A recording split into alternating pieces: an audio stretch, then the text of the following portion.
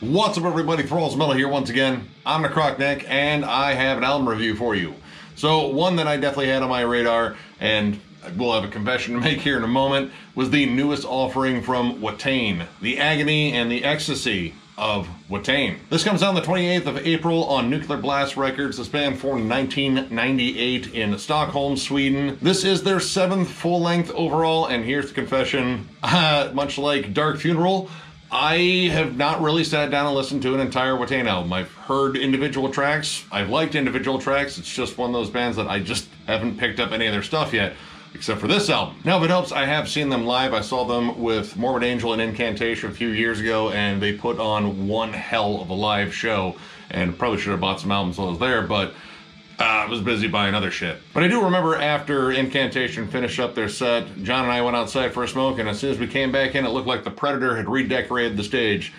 Watain has a reputation for bones and blood and filth and even not smelling good, but when it comes down to the overall aesthetic, they fucking capture the whole black metal vibe live very well. So that being said, it was definitely time for me to actually sit down and listen to a full album by Watain.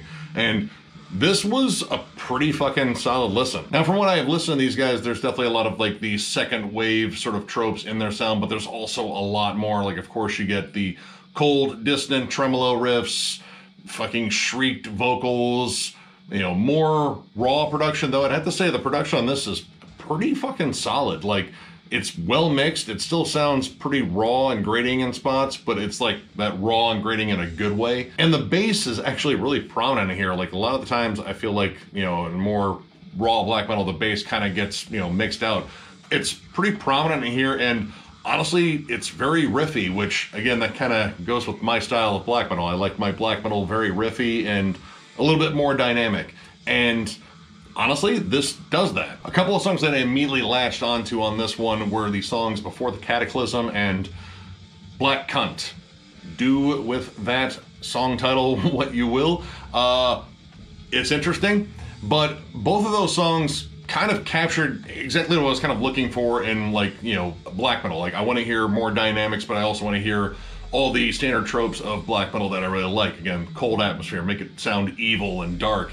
And both of these songs do that very well. They pivot back and forth between lots of different movements in the songs. There's good groovy sections, solid melodic hooks everywhere. I cannot stress that enough. And Before the Cataclysm, that song is just riff after riff and melodic and epic sounding, but it never loses that evil feel to it. After its very explosive high energy start, it goes into these giant epic breakdowns with soaring melodies, and I'd say like soaring, but like with like big bat devil wings, not like angelic or any of that horse shit. This is very epic and evil sounding, and man, does this album really excel at that. Again, my experience with Watain is very limited just in terms of tracks I heard, but they've always succeeded in writing good hooks. Like, they're very catchy for being such a raw and kind of disgusting band, especially when you see them live, because they're dripping with all sorts of shit. They look kind of sticky and greasy like the entire time they're on stage, and you just don't want to get that close. But again, big melodic hooks. There's a breakdown that comes in like early on in the song that just has one of the most distinct hooks in the entire album. And honestly, there's like a little bit of like doom metal to some of the riffs. Like, it has that sort of doomy oppressiveness that's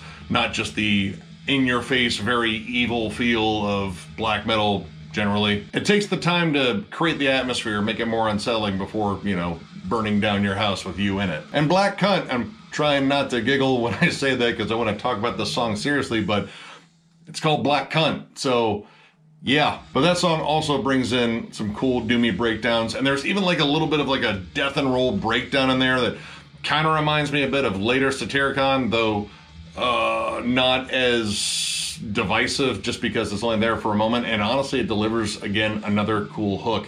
And again, that's sort of the thing on this album, like, very atmospheric, very hook laden, very melody centric, but at the same time it's still brutal and in your face and just high octane almost at all times. Songs like the opening track Ecstasies and Night Infinite, Leper's Grace, Funeral Winter, more blast beat centric, more fast, more straight up like black metal. Like, you know, pretty much all the tropes, again, that you like black metal, all in there.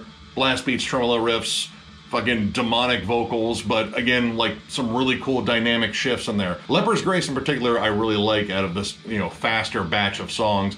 It has a little bit more of a thrash metal feel, and listening to this album, like, you hear thrash metal, you hear a little bit of death metal and doom metal, and I like hearing all this kind of come in as influences without them really changing style. Like, this is still 100% black metal, but it takes just a little bit from these other genres and just sort of implements them in, well, their way. Which their way is still very much in the vein of bands like Dissection, Marduk, Immortal. Very riff-driven, melodic, and very hooky black metal. The Howling and Saramosa, I think, are great examples of this. They both have really awesome choruses. Like, they just have an instant hook, especially Saramosa. Saramosa reminds me of Halloween, and I know it's April, but it reminds me of Halloween and bonfires, maybe even a good old-fashioned virgin sacrifice on an altar too, when everyone's dressed in robes and all that shit. I don't know, but I like the whole kind of creepy, brooding, evil feel in there. And the atmosphere in here is really effective. They don't use a lot of extra stuff. Like, you do have some keys on here that do like add a little bit, but they're not like very out front and almost kind of hard to pick out. In fact, sometimes they could be guitars and just like, you know, different settings on there. But I like that it has this sort of creepy, ominous sort of feel to it. Like, it's, again, not just in-your-face evil the entire time. It takes time to build the mood and slowly creep you out. And I love the fact that this isn't just a blur of blast beats and tremolo riffs. Again, I brought up like Dark Funeral, you know, in terms of my first impression of them, and I do like that new album. I think it's good, but it's very repetitive. They repeat a lot of the same tropes over and over again. These guys kind of branch out. In fact, I would say all these songs are very different from one another. Like, there's some that are kind of similar, but they have distinct moments in them, distinct riffs to really separate them. And that was something I did not find very much in the new Dark Funeral. And in terms of very distinct, big standout songs, it has to be We Remain for me. The amazing vocals of Farida Lamochi, formerly of The Devil's Blood and currently in Molasses, add such a cool, haunting vibe to it. And the fact that she takes on a lot of vocals, like, she's not just there to do like backup wails and such, which her crooning, just sort of raspy, haunting voice adds so much to this song. It just makes it that much more evil and creepy sounding. But the fact that the vocals are traded off, it kind of changes around the mood in the same song, and there's so much lush atmosphere in here. Somehow this song, being the only one with clean vocals, it feels like the heaviest song on here because it is just so dark and haunting. It's probably like the slowest paced song on there, but it takes time to really build, and the interplay between the cool synths and the guitars, because the main riff in it is just fucking awesome.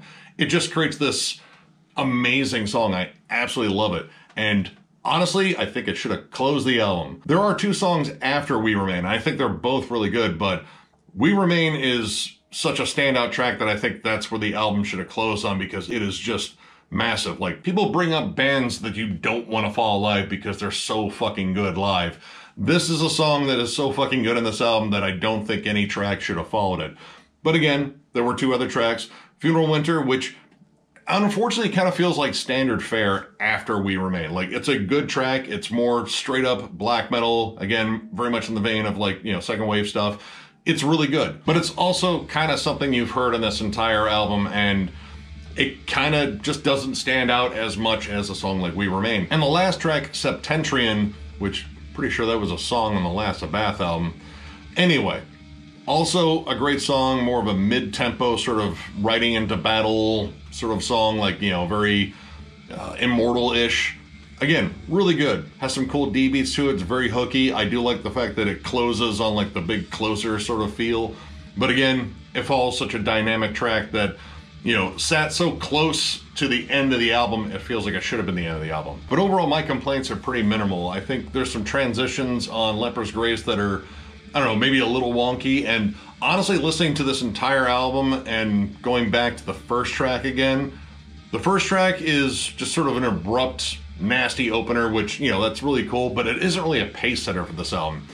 Most of this album is definitely more groove-laden, more about building creepy, ominous, evil atmosphere, and that one's just sort of more abrupt and explosive. But at the same time, it doesn't hurt this album. In fact, not much hurt this album. This is pretty fucking good. So I'm gonna go ahead and give this 4 stars. This is a banger. And honestly, it's probably time for me to work my way back in terms of the discography and start getting some Watain, because I was really impressed with this. Solid production. The songs are fucking epic on here. Like, they really captured like a nice, epic, evil vibe. It's very hook-laden and melodic, but it still feels evil and sinister and fucking heavy as hell. For the most part, it's really well paced. Again, I think We Remain should have been the grand closer on there. I could have listened to that song for like another fucking 5 minutes, I think. But minor pacing issues aside, I absolutely dug this. This is a very cool, immersive listen. It's riffier than hell. I mean, this is kind of like my wheelhouse of black metal in particular. And while I haven't listened to a lot of Watain just in terms of their entire discography, I would recommend this as a good starting place for people that aren't familiar with them, because it hooked me, so I think it might hook you. But honestly, I think this would work in terms of an intro album, because it's, again, fiercely melodic and hooky, but it's also heavier than hell. I think you're getting almost everything that they do well on this album. But again, I have no comparisons in terms of listening to full albums of theirs, so I'm going to correct that at some point. But again, if you saw the last video, I have a lot of music to listen to because I bought a fuck ton of music in Florida. But yeah, I strongly recommend this album. Definitely go check this out, and I'm going to definitely check out more Watain for damn sure. So if you enjoyed this review, give it a thumbs up, and if you are new to the channel, subscribe, because we do stuff like this all the time. We are also on Patreon. If you'd like to help us out there, there'll be a link down below. There will also be a link to thrallsmetal.com where you can order yourself a shirt if you would like. Once again, thank you all for subscribing and liking. It's awesome to be back here once again. Had a nice, fun vacation, but honestly, I missed you guys. I wanted to fucking get back to doing this because I absolutely love doing this shit. And it's mostly due to you guys. I mean, I also love metal too, but believe me, you guys play a huge part in it. So with that, I thank you all once again, and we will catch you later.